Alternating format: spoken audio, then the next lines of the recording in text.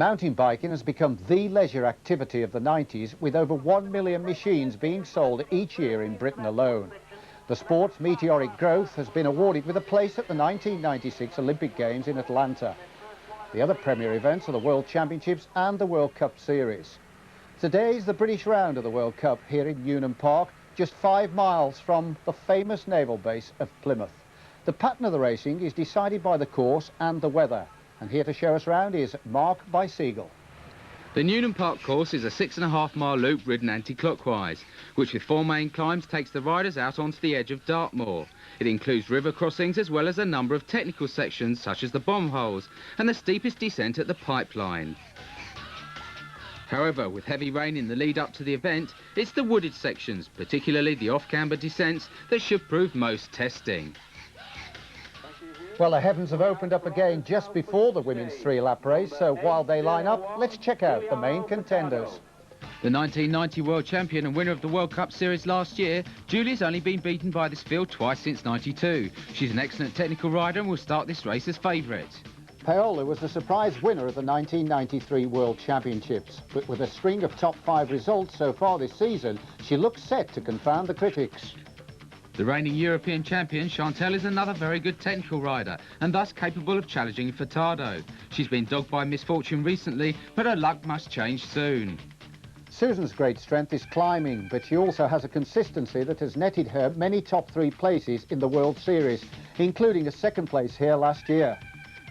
Double national champion and European silver medalist, Caroline is Britain's best hope. She's probably the strongest rider in the field, but is often let down by her technique. The sun comes out as the women's race gets underway. This will dry out the course, but it'll make the muddy sections even stickier, slowing the competitors down. Canada's Alison Sidor heading the field, right down here through the first crossing of the Torrybrook River. That's her in the red and yellow, so she's made a good start. Heading up to the summit of the first climb, and it's the former World Road and Pursuit champion Jenny Longo on the right and Alexander on her left. Approaching the feared pipeline descent, Alexander's chosen a pearl line on the right, but Chantal Decour is spot on in the centre. Furtado just off her wheel. Here she is, Decour, foot down, speedway style, just to steady her. Furtado behind her, the world champion Petzo, then Sidor, Alexander 5th. He's Jenny Longo, not looking very confident. Oh, and she's down, Longo. I don't think we'll be seeing too much more of Jenny Longo in this race after that fall. Through the tricky bomb hole section, and it's Alexander again doing the driving at the front. Chantal Decour is with her, so is the world champion Petzo. Just fractionally off the pace, Furtado and De Matte complete this leading quintet. Decour now hits the front. She needs a good performance here. She hasn't finished the last 2 rounds, but she's got about 5 seconds advantage over the British champion, again Alexander and Furtado is reduced to running. First 3 through. De Matte's right up there on the pace as well. And here comes Sylvia First, former world champion back in 1992. 7th at this stage is Alison Sidor. And here comes the 2nd Brit, Deb Burrell, and she's in the top 10, so she's made a good start. Lining up at the foot of Dragonfly Hill. This is the steepest incline. There won't be many that'll ride this. It's a real brute. Alexander is first off, Decour at the side of her. And here is Furtado, and news has come through that Furtado has taken a very heavy fall, and she's given her elbow a severe bang. This is a single track that leads out of the woods, and Alexander, the former draftswoman from Barrow and Furness, has drawn up a plan this year to mix it with the best. And she's setting a hot pace as the leading group begin to fragment. This is Petzo, another victim then of Alexander's attack, and she's 24 seconds back at this stage. But during lap 2, De Matte and Alexander both fell heavily on the pipeline descent, presenting Furtado and her GT teammate Decour with the top 2 places. So a lot of work for Alexander to do if she was to regain the leaders, and I think she'd have to do it on the climbs, for she was losing it on the descent.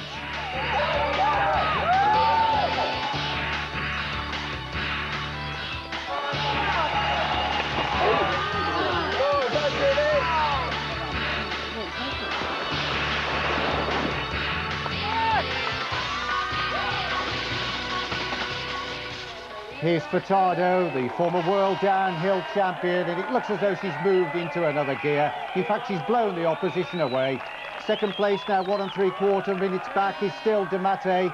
And we've lost her core. She's broken her chain, and she's out of the race for you. You have to look after your own repairs in this sport. And here is Caroline Alexander, 30 seconds back from De Mattei, and she is still very unsure of herself down this descent. Sylvia First comes down fourth, celebrating her 33rd birthday today. What a way to do it. And we've also lost the world champion Pezzo, who's had a heavy fall on her shoulder. Still at the front, pedalling away sweetly, is Furtado. Fifth place at this stage is the Italian Maria Tacuto, who's ridden very consistently through the series so far. De Mattei approaches the bomb holes. If she puts 1 foot wrong here, she'll have company, for she can hear the applause from behind for the British champion, Caroline Alexander, who's trying to chase her down. But it's De Mattei at this stage that's drawing away. Dartmoor for the final time. We joined the leader, Julie Furtado, totally oblivious of what is going on behind. She's stretched her lead out now to 2:20. Second place still held then by De Mattei, the 31-year-old Californian who was fourth in the series in 92 and 93. And still third is Caroline Alexander. She's away to ride the Tour of Portugal on the road after this.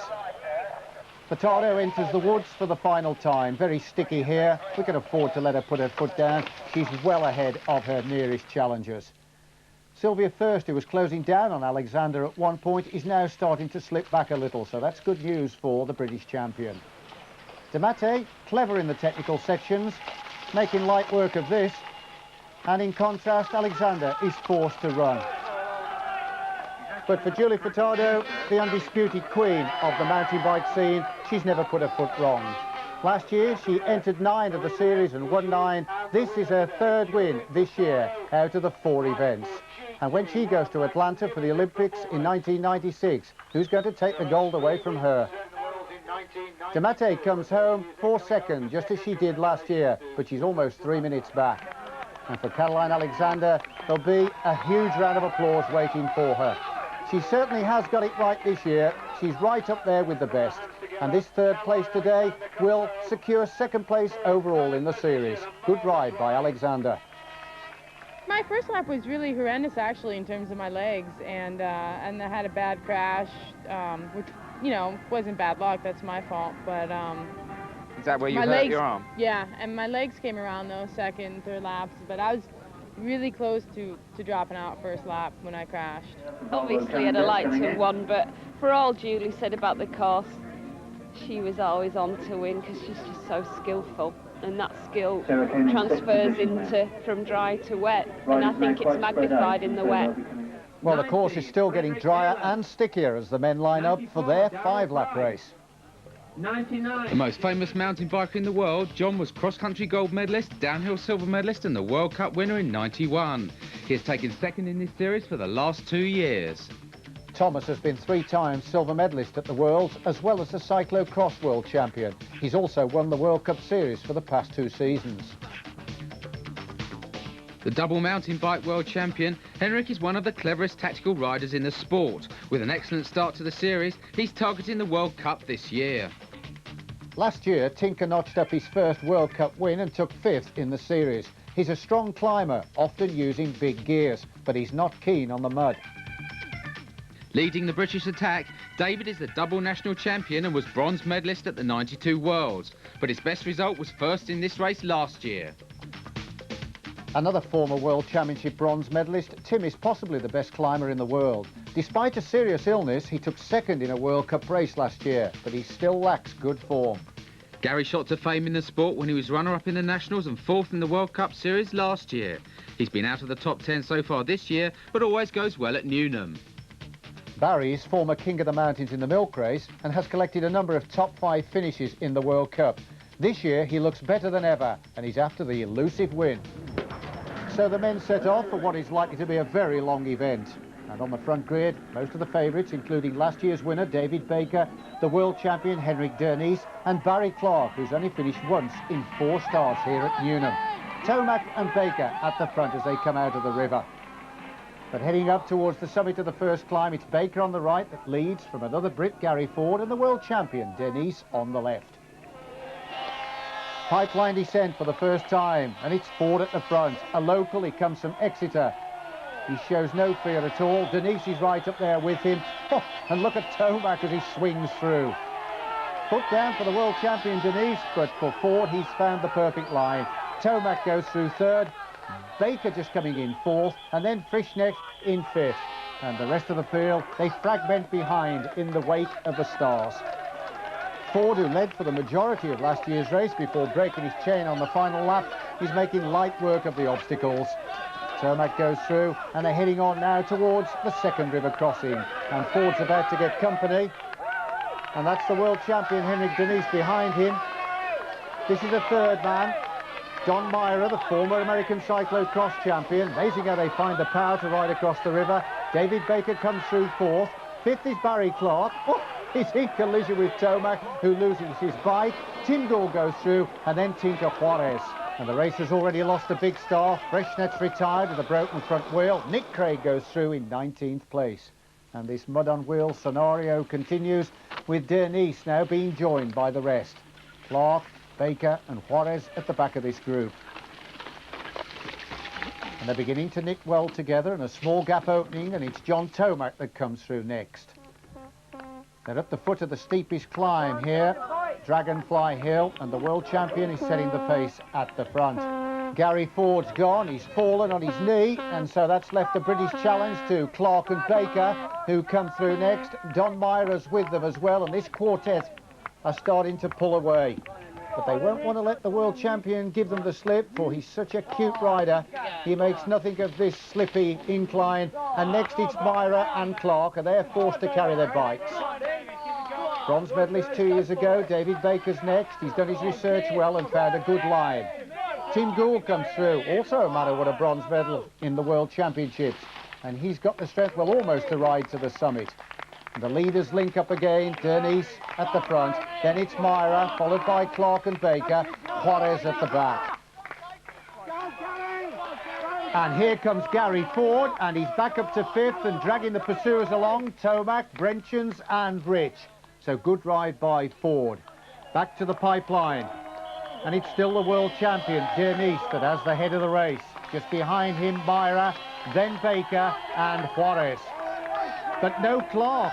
Clark has punctured, and that'll cost him at least 2 minutes with a very quick change. So he'll lose a lot of places as well. And John Tomac comes through.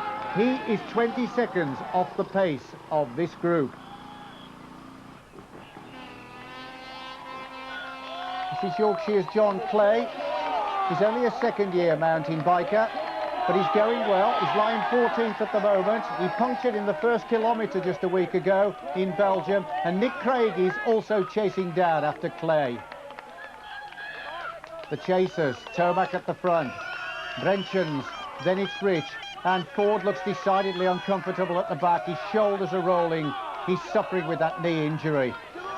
The rangy Clay is now 65 seconds back on the front pace setters, and Gould is clearly suffering. Illness last year ruined his season, and he's still struggling to regain the form that gave him 3 World Cup wins in 1991. And the woods are becoming even more treacherous. But Denise, he revels in this kind of challenge. In fact, he's going further away. Next is Myra, then Baker, and then Juarez. And it's always best to try and be at the front because you can find a safer line. Out onto Dartmoor again, and there's nobody in sight. Denise now clearly has the lead. The only man to be the mountain bike and cyclo-cross champion in the same year. Myra leads the chasers through, Baker with him, and Tomac's linked up, so the chasers have got back on terms. Rich, Brenchens and Juarez there, but Ford's missing, so Ford has dropped off the pace of those chasers. Here he is. He's struggling. That knee injury really is starting to hamper him. Denise, such a tactician. Skillfully, he handles the bike through this heavy muddied section. Put down for Myra. He's struggling to stay on the machine. In fact, he's had to start to run. Baker, he has the power to find the good line as well. Then it's the Slovakian Rich, and then from the Netherlands, Brenchens, Juarez there goes through, and Ford's linked up again. Good ride by Ford in the technical section. Punctured again. Well, Barry Clark confirms the news we already knew, that he'd punctured, but he's doing a storming ride to get back. In fact, he's got from 20th right up to 13th, and he's caught Nick Craig. Denise takes the ramps that'll drop them down to the arena at the end of the lap. Then it's Baker almost up with Denise. Oh, just look at the acrobatics then of Tomac. And this race has been embroidered with crashes and punctures, forcing riders to drop out like flies. But still at the head, as they drop down the pipeline for the third time, is the world champion Denise. Baker's now almost up with him, and we caught a glimpse of Tomac just fractionally off the wheel of Baker. And these are the three leaders. No Brenchens though. Myler goes through fourth. Brenchens has punctured as well, the Dutchman. So this lets in Rich into fifth spot, and Ford is now up to sixth. And this is Clark, now seventh, and only 1:16 down. Staggering strength by the former milk race king of the mountains.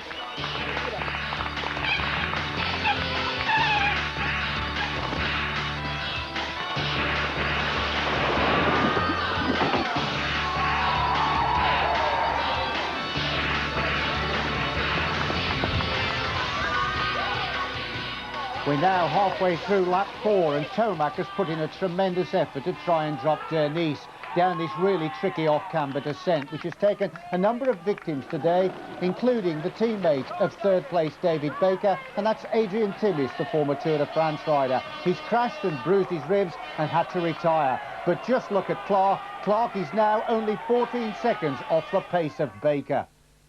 And the world champion Denise is now once again at the head of the race. He never panics. When Tomac caught him, he waited his time, and then he attacked, and he's opened up a 10-second lead. And a further 10 seconds back are the two Brits, Clark and Baker, and it's all down to them to challenge Tomac and Denise.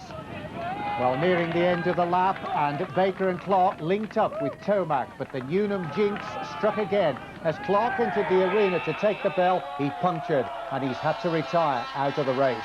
But at the head and down the pipeline for the final time, it's Denise still ahead, and falling back now is Baker. 50 seconds, in fact, well, he's starting to tire, and so is John Tomac. They've been out there for 2.5 hours, and there's still 30 minutes of racing left.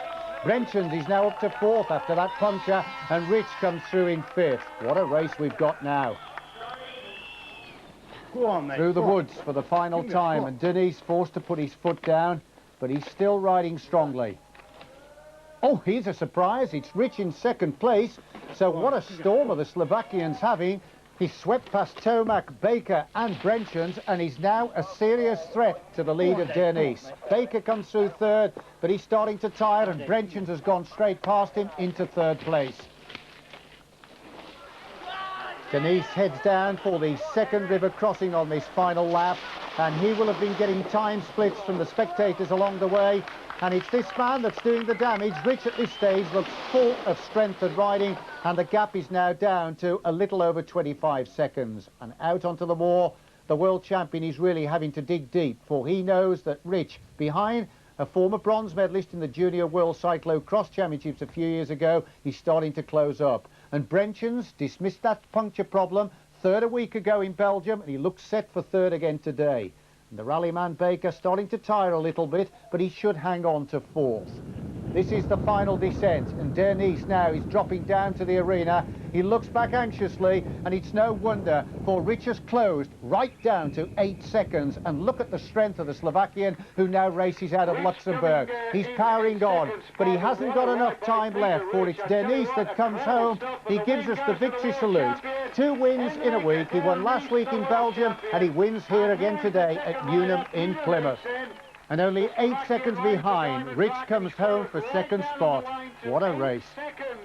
It was a really tough day, and The race was over 3 hours, which is usually it's a little bit too long for me, and at the end it came down to a really close race. But you looked strong throughout the race, even when David Baker and John Tomac got back onto your wheel.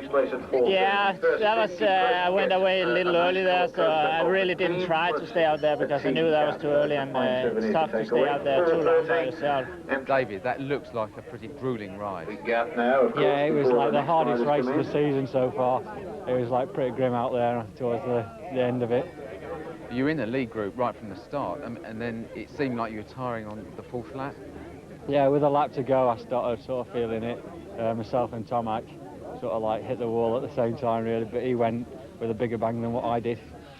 Well, even blowing up, Baker took a creditable 4th, and the other Brits, Ford was 10th, and John Clay finished in 14th. You couldn't get a much closer race than that after 3 hours. Unlike the women's race, where Furtado once again underlined her authority. And Alexander, given the right conditions, she could be in for a medal at the '96 Olympics in Atlanta. That's certainly something for them.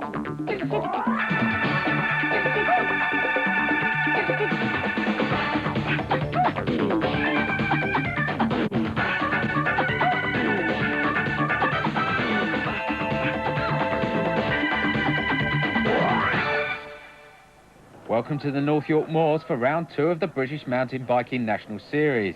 It is second in prestige only to the National Championships in Britain, and after the first round the overall standings look like this. Both Sian and Deb are likely to miss a race or two due to international commitments, so there could be an opportunity for some of the newer riders. While in the men's, none of the top 6 will compete in every round, so both series are very open this year. With events of this importance, the riders arrive a day or two before to test ride the course, decide upon tactics and equipment to use. So, come the morning of the race, you'll be sure to see most of them swapping tyres and tweaking their bikes or discussing the tricky sections of a course. For them, there is nothing worse than losing because of an equipment failure or riding error that they could have ironed out in practice. Max in for 4 laps, hope for the last lap. And many like Nick Craig will be happy to give advice. Seems to be the way forward. Based on his years of experience. Never tried it before.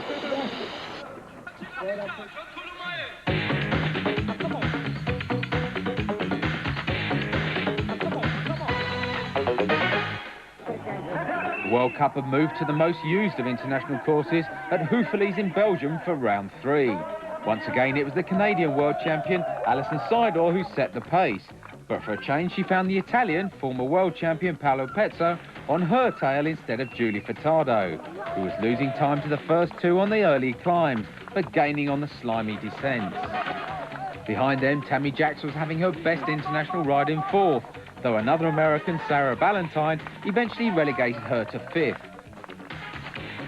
At the front, Pezzo had made a break from Seidel on the tricky climb, and the Canadian was soon to have company on the descent in the form of Furtado, although Seidel took 2nd place with a sprint finish.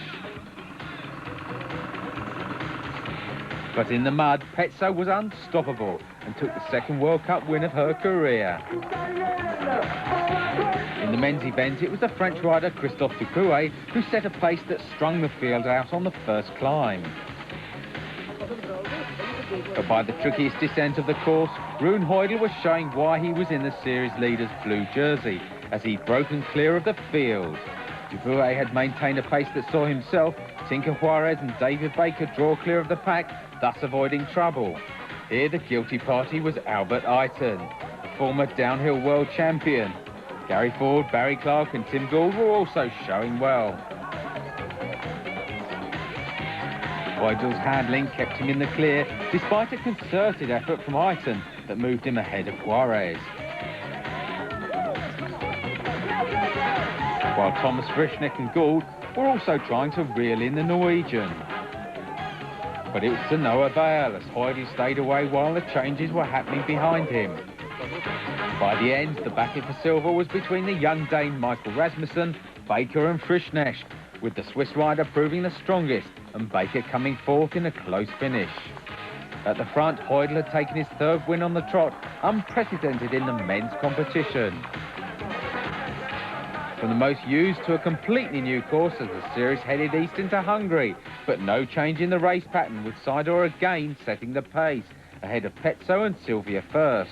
So the last three world champions were ahead of the series leader, Furtado.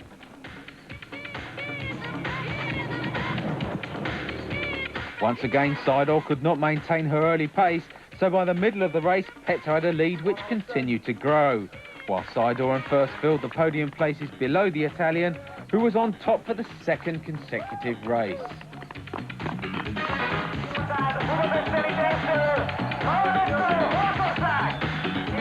The men's race showed just how important the start can be, with the crash pulling down a dozen or so riders and holding up much of the field, enabling the front rows, which included Baker, Heudel and Frischnecht, to make an easy early break.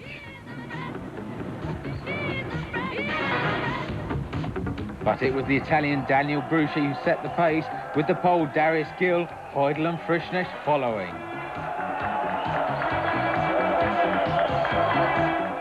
The Swiss rider was next to take up the reins, and the lead group was reduced to 3. Jan Ostergaard also passed the series leader Heudel, who was at last looking human, and was to finish 23rd after being swallowed up by a large chasing group that also contained Clark, who took a well-deserved 5th. On the climbs, Bruschi was doing the damage, with the lead trio splitting, but Ostergaard was still making steady progress. He reached the front, attacked, and the Italian could not respond, so the Dane recorded his first World Cup victory. So after 4 rounds, Furtado is still in blue, despite the last 2 wins for Petzo, while Heudel also sees his lead reduced by Frischnecht and the 2 Danes.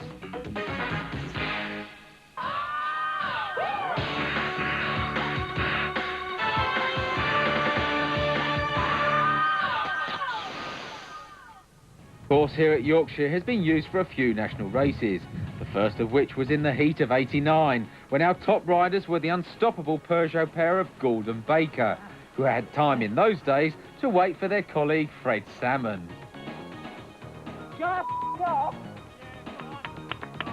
On the day, Gould took victory, while it was Baker's job to shepherd home Salmon. Smile. And I wonder how many of you could recognise this as Barry Clark on his first excursion on fat tyres. While in the women's race, guess what? Sian Roberts and Deb Morell fought out a sprint finish, which Morell won. So are the old hands now looking over their shoulders to the newcomers? There's some new ones that are starting to bark at our heels. There's Matthew Guy, had a couple of races that was, you know, with us last year.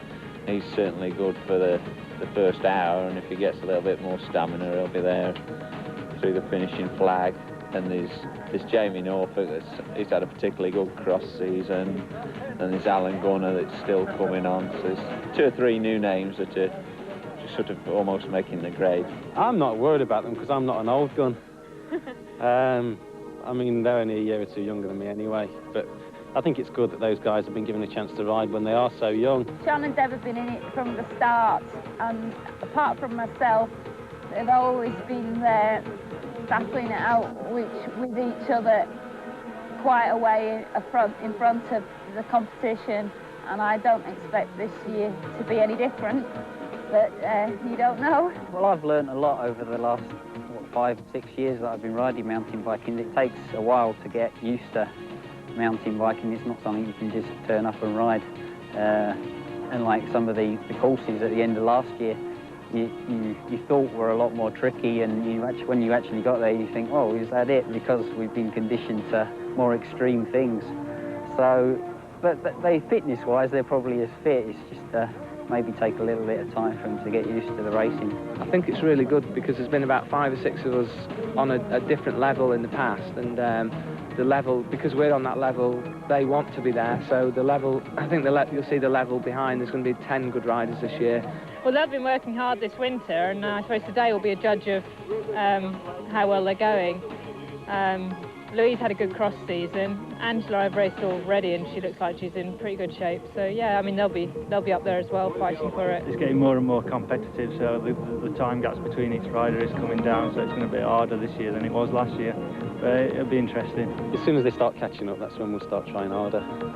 This course at Dalby Forest has always been popular, with a couple of fast descents straight after the start, stringing out the riders before the main climb out of Natley Griff.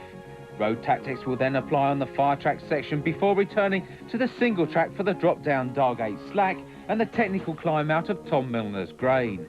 Another section of technical single track follows before a final small loop completes the lap. Race commentaries by Hugh Porter.